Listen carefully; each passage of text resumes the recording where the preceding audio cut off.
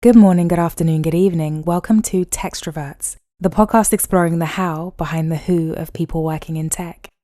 My name is Martina Simon and I am your host. This podcast covers anything but the job. We introduce the guest, move on to the buzz wheel, a letter number randomizer that determines the questions I'll ask, and we close with sage advice about careers in the industry. Plug in. We're recording. Alex, over to you. Hi there. Thanks, Martina. My name is Alex. I am currently working at Google Cloud Platform doing sales enablement content and automation for their EMEA sales team. Amazing. How long have you been doing what you do? I've been in the digital marketing industry in various roles for about 12 years now. So I've been in the industry for a long time, it feels like. Which is an amazing thing in digital marketing, which is my absolute passion. And we will get into that another time because this isn't about me or the jobs we do. The format of this podcast is to explore the people that I'm talking to rather than the jobs that they do. So I'm going to move over to our bank of 520 questions, where the letter determines the question format and the number determines the question topic, of which there are 20. Alex, I'm going to ask you to give me a letter and a number to kick this thing off. I'm going to start with L2. 2 is the topic of travel. In this section, I put in what my fun favorite is for this topic. So I've put in Thailand, the beach. And why I've put that in is the movie starring Leonardo DiCaprio that was set in Thailand in the year 2000. What is your fond favorite when it comes to travel? I'm lucky in that there's quite a few to choose from. Don't rub this in, Alex. No. I recognize that I've led a privileged life when it comes to travel, but I'm going to say the one that came to mind first, and it's Mexico, Tulum, with my dad in 2017 or 2018. I have so many questions. So this is amazing. The last movie I watched is Sicario. And it's set in Juarez, and I'm completely bastardizing your story that you're about to tell, but it's set in one of the most dangerous parts of Mexico. And it's all, were you completely carefree in 2018 in Mexico and Tulum? It was amazing. I have a dad who worked a lot when I was growing up. His main thing was providing for his family, and I have a lot of respect for him for that. But it meant that we didn't get to spend a ton of time with him. And when I got older and he had retired, he started taking trips. At the time, my mom wasn't big into beach trips. She preferred to go, look at sites, do the historical stuff. And she wasn't keen on like a beach holiday. So my dad goes, "Do you want to come?" I was like, heck yeah. My goodness. Is there an itinerary on this kind of a trip, or is it just a hangout kind of vibe? What are you guys doing? My dad and I are on the same page when it comes to holidays, doing as little as possible the whole time. It was reading, it was lying on the beach. We both have a love of pina coladas, so it's a lot of pina coladas. And getting caught in the rain, I'm sure. That was a very bad joke. I've always wanted to go to like spring break, which I feel in my 30s now. I mean, what am I doing at spring break with, I'm sure, students? However, I'd see Mexico's sandy white beaches, super blue water, cocktails galore. You said this is quite common with your pops. Is there anywhere else that you got to do the same with him? We also went to Jamaica together. It's an amazing place. I knew very little about Jamaica, but after going, I started researching because it's just got an incredible history. 13 of us went in 2019. Wow. But yeah, I can imagine, like, did you read everything you could and like get consumed by all of the history and all of that stuff? Yeah, and I'm dying to go back. I'd have only been the one time, but I'm really, really keen to go back. I actually have a friend from Canada. She studies birds and she's going there specifically for her bird program. So we've been exchanging notes. I'm quite excited to hear all about her experience with the wildlife there. I feel like we need to move on out of my envy of your travel there. By all means. On that note, another letter and number, please, Alex. Let's go with 18. Okay, 18 is the topic of shopping. And the question here is, were you ever a shopper at Safeway supermarket in the UK? No, but fun story. We have Safeway in Canada. They discontinued Safeway here in the UK. Oh, yeah. Safeway has been around for ages. It's been around my whole life. Morrison's is a supermarket chain in the UK that replaced all of the Safeways. But growing up as a kid, that was where we'd go. And it's like a staple, right? And people don't care. And they're like, oh, change and everything. But I feel like when things that were part of your core growing up disappear completely, a little bit of you goes with it. You're right, because I remember as a child, like Safeway had its own like Safeway brand products in the store. And they had this very recognizable blue and yellow packaging. So blue with yellow writing on it. And I remember my grandfather used to buy us these chocolate chip cookies, Safeway's own brand chocolate chip cookies. And they were super basic. They tasted like childhood to me. He'd give us a couple of cookies. And I would go, this is terrible. This really mars the beauty of the memory. But I would then go and steal 3 or 4 more, hide them in my coat pocket before leaving so that I'd be able to keep tasting Grandpa's house when I was back at my own house. I was the same. I would, I don't know how we've gotten here, but I would steal sugar cubes from just like the kitchen. And this was raw sugar.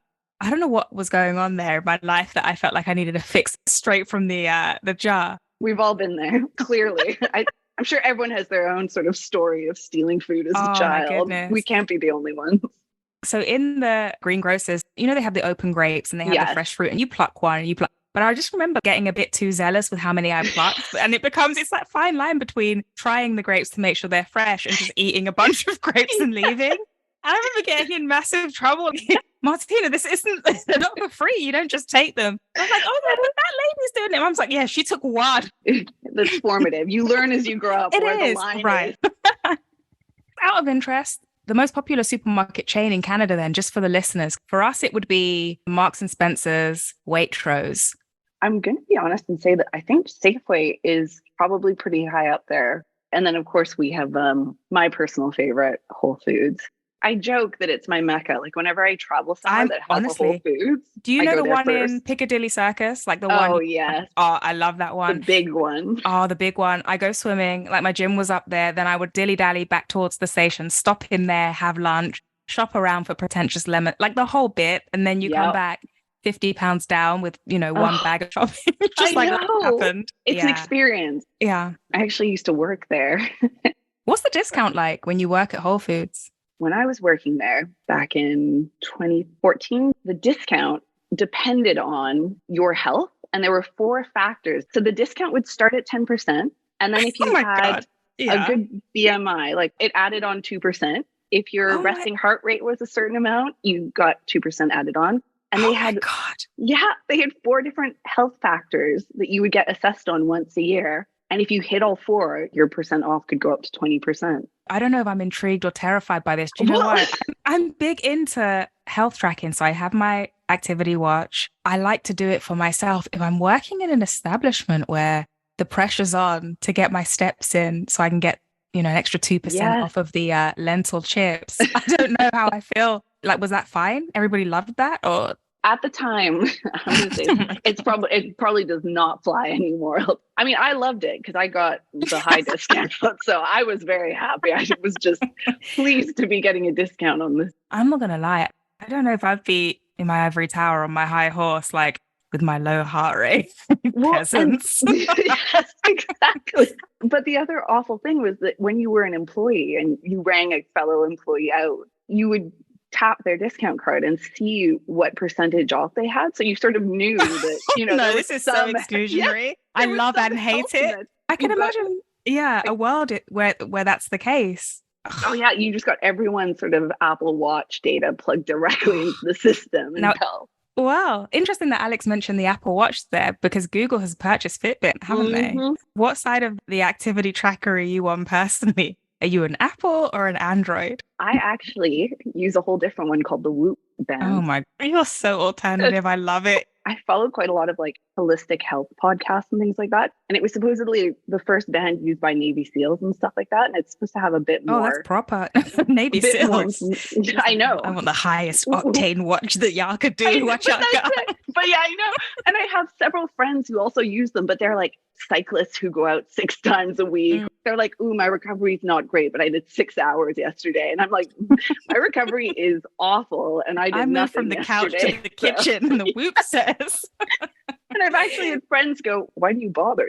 You really don't need this band. But no, we're kindred spirits in that way. Like I always get the highest octane thing and then use one part of it. I bought a DSLR and some years ago and I was like, right, I'm going to do, my video blog. And I bought the professional lights and I turned the spare room into this whole recording thing for about 1 episode. And then I'm looking now at the camera gathering dust and I'm like, why didn't I just use my phone on a tripod? But That's it. I've canceled my Whoop subscription several times, then resubscribed.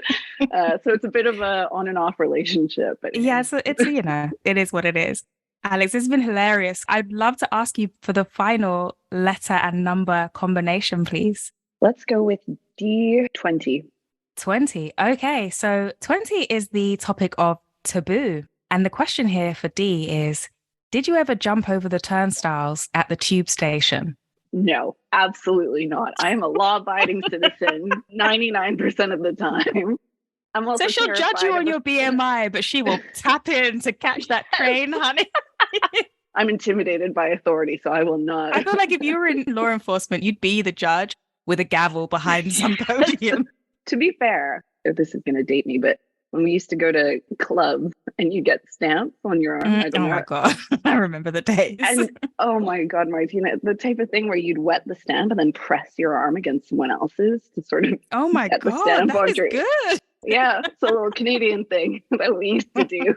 But now everything is like biometric to get into anywhere. I don't know how we managed before. If I was meeting a group of friends and we'd meet here at like 6 p.m. and then everybody would just get there. There'd be no mobile phones, right? Now, if I walk out without my phone, I'm damned for the day. I can't find anyone. Everything's wrong.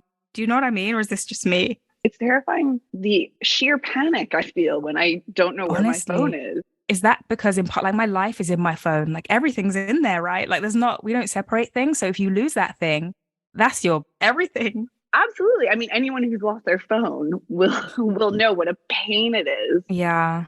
To get everything back, especially before, backing up to the cloud was a thing. But like you just said, we used to do fine without them. I kind of like the idea of shutting it all down. Yeah, it's a tough one. It's a tough one because we need it to keep up these days, really. Like you hear people doing these experiments going back to what they're calling dumb phones. So not, with no internet. Yeah, like the Nokias, the flip phones. Exactly. Yeah. And I've considered doing that. But then it was almost depressing to me how quickly my brain was like, yeah, but then how will you get around? You won't have maps.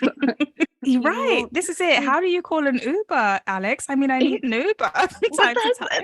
I think these are very reasonable objections and considerations. They make me feel so, I guess, dependent. It's interesting that we are becoming more and more, or at least it feels like we're getting more dependent on our technology.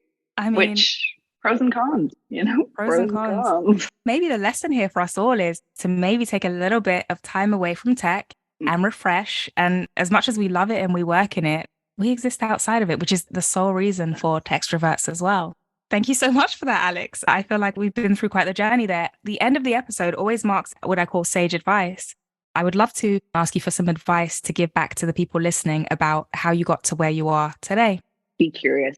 Just always be curious and manifest that curiosity. I found that doors started to open for me when I was, I would ask people, how do you do that? Why do you do that? Why is that important here? You'd be surprised how many people are more than happy to share their knowledge, share their experience, share their background. So in my mind, it's really learning from people who have more experience than you. And I had so much fear, and I believe that everyone would just think I was stupid if I asked questions, especially people who are more senior than me.